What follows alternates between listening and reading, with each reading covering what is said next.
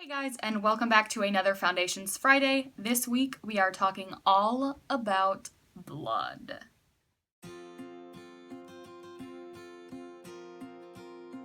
So when it comes to special effects makeup, blood is kind of a necessity. Fake blood is a must-have in your kit. And everyone has a preference on fake blood. People like different colors, different textures. There's so many recipes out there for fake blood. And I'm just going to be sharing with you guys the one that I use when I make fake blood. Constantly having to buy fake blood, especially if you need a large quantity, can get a little pricey, especially when you can just make it yourself. So I do carry fake blood in my special effects kit. I carry just like a little one of the airplane travel size bottles full of some liquid blood. And then I also got, this is empty right now, I emptied it out, so I can make more blood today. These are also in the travel section of containers in the store. They're just like little screw tops. And I'll carry thick gel blood in here. A lot of beginners in special effects makeup tend to go a little overboard on blood when really a little bit of blood goes a long way. A lot of beginners use blood as a crutch or as trying to cover up any mistakes they made, when really it just covers up everything you did and it just muddles up everything, any paint job you did, it doesn't give it any depth. Blood is great, but use it sparingly unless you're going for a Tarantino type of effect. For this recipe you will need red, yellow, and blue food coloring. The powdered works best, but the liquid will work just fine. You need water. Plain old tap is fine. 1 pint or 16 fluid ounces of light corn syrup. Dish soap. I like the blue best, but you could also use clear. Just make sure it's not one of the more opaque dish soaps. Powdered coffee creamer. Assorted measuring utensils. A small mixing container and mixing utensils. Last but not least, a storage container. So in my case, I'm going to be splitting my blood into 2 different containers. One I'm going to be turning into gel blood, and the other I'm going to be keeping as liquid blood.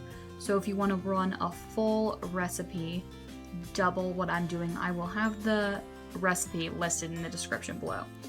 So this is going to be for my liquid blood, and I'm going to add a cup or 8 ounces of corn syrup.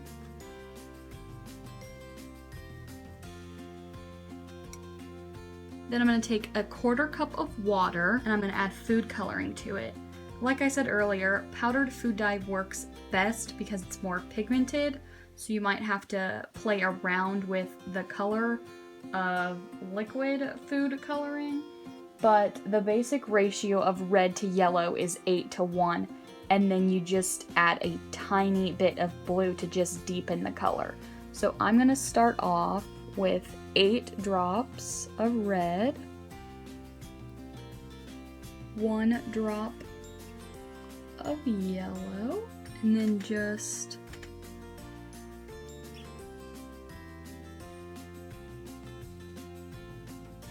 a tiny bit of blue. Then I'm gonna add my colored liquid to my corn syrup. This is called a dram cup. It's got tablespoons, drams, ounces, milliliters, and cc's on it. These come in real handy. And I'm gonna measure out a 1/4 fluid ounce, 2 drams, or half a tablespoon out, just to give you the different units of measurement. Now, obviously, since this recipe has dish soap in it, it is not an edible blood recipe.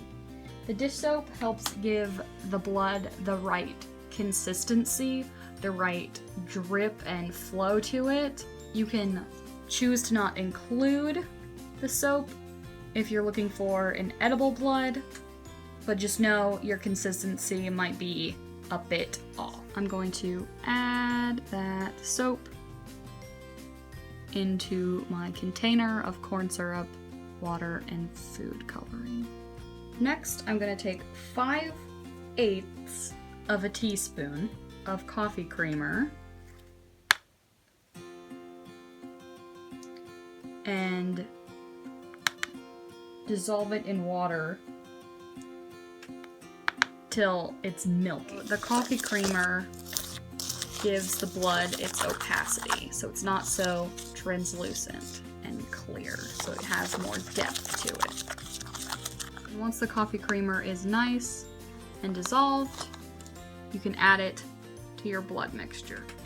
So just add it in to your blood mixture and then give it a nice mix. I screwed the cap onto my container and gave it a nice shake, and I discovered that I'm not really pleased with the color, so I'm gonna play around with it a little bit. It looks a little too light to me, a little too like strawberry puree. So I'm probably gonna add a bit more red and maybe a hint more blue to just deepen it up. Give it a nice deeper color to it.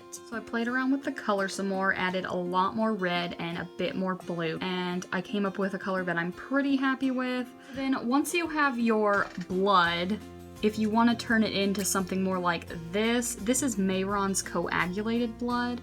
As you can see, like I'm holding it on its side and it doesn't really drip. It's kind of gelled up, so where you put it, it'll kind of stay, and it's real chunky. All you have to do is add some fumed silica or cabosil to it. Now, caviezel is a very nasty material. As you can see, it says, may cause irritation, avoid inhalation, eye and skin contact, wear a dust mask, and eye protection. So when you're mixing this into your blood, do it in a very well ventilated area, wear a dust mask and eye protection, because it can highly damage your lungs if you inhale a lot of it. It's a very, very, very fine powder, so it is very nasty.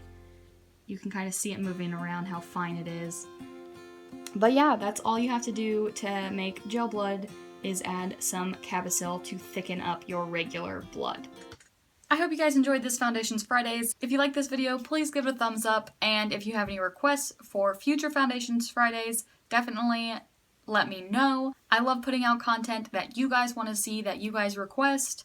March is apparently jam-packed with Tuesdays this year, so I'm actually planning on doing 3 Tutorial Tuesdays this month, all of which have been looks requested by you guys within the past month. So I will see you next week. Bye guys!